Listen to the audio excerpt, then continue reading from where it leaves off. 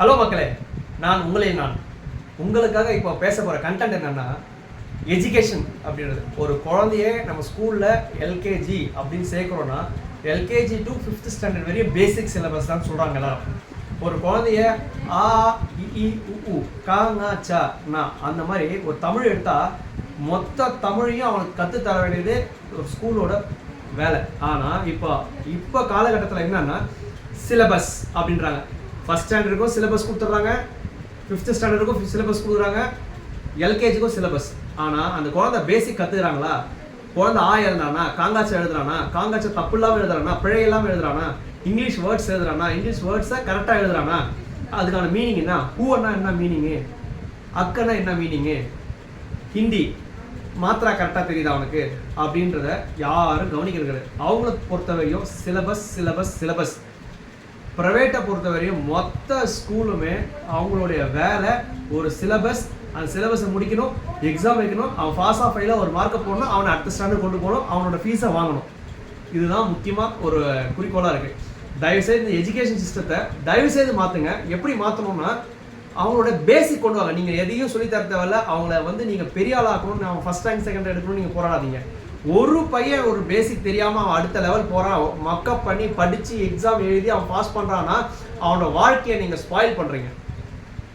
அவங்கள பெற்றோர்களுக்கு நீங்கள் துரோகம் செய்கிறீங்க, தப்பு செய்கிறீங்க. உங்களை நம்பி தான் ஒரு பையனை எடுத்துகிட்டு வந்து அவங்களோட ஃபுல் நம்பிக்கை ஒரு ஸ்கூல், ஒரு பையனோட ஃப்யூச்சர் ஸ்கூல், பையனோட எதிர்காலம் ஸ்கூல், பையனோட அடுத்தடுத்த கட்டங்கள் என்ன பேசிக்.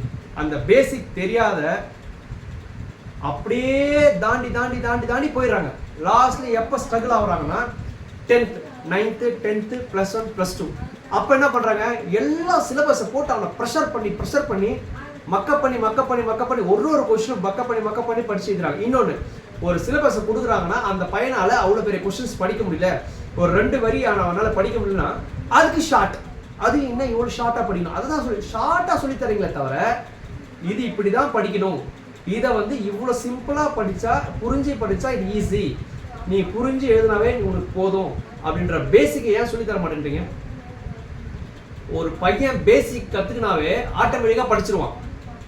ஒரு சப்ஜெக்ட் எழுதுறீங்க, ஃபஸ்ட் ஸ்டாண்டர்ட் அவன் எல்கேஜி படிச்சுட்டான், யூகேஜி படிச்சுட்டான், ஆனால் ஃபஸ்ட் ஸ்டாண்டர்ட் வரான், அவனால் ஒரு வேர்டு எழுத தெரியல, அப்படியே செகண்ட் ஸ்டாண்டர்ட் போகிறான், செகண்ட் ஸ்டாண்டர்ட் அவனால் வேர்டு எழுத முடியல, அப்படியே என்ன அவன் ஃபியூச்சர் அப்படியே மக்கப்பில் போயிடும்.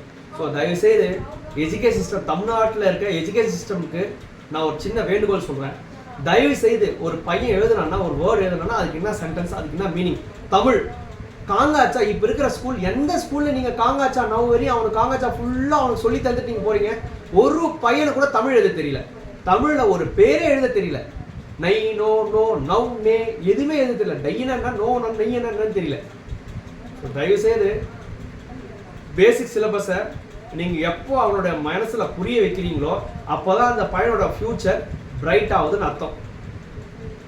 இங்கே பாருங்கள், நான் என்னோட பையனுக்கோ இல்லை இனி வர எல்லாருக்கும் சொல்கிறேன், எல்லாரும் ஒரு ஸ்கூல்னா பேசிக், அவனோட வாழ்க்கை பேசிக், அவனோட தரம் பேசிக், இது நல்லா இருந்தாவே அவனோட உயர்வு போயிட்டே இருக்கும். நீங்கள் அவனை அடித்து உதச்சி அவனை ப்ரெஷர் பண்ணி பாஸ் பண்ண தேவையே இல்லை.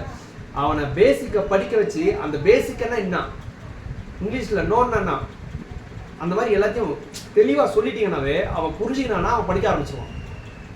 அவனுக்கு தெரியாத வரையும் அவன் அப்படியே அடுத்து போயிடுறீங்க.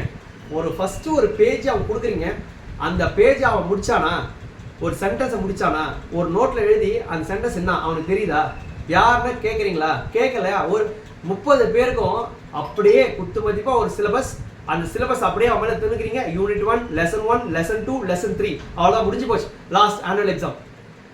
ஸோ தயவுசெய்து மாற்றுங்க, பேசிக்கை கொண்டு வாங்க.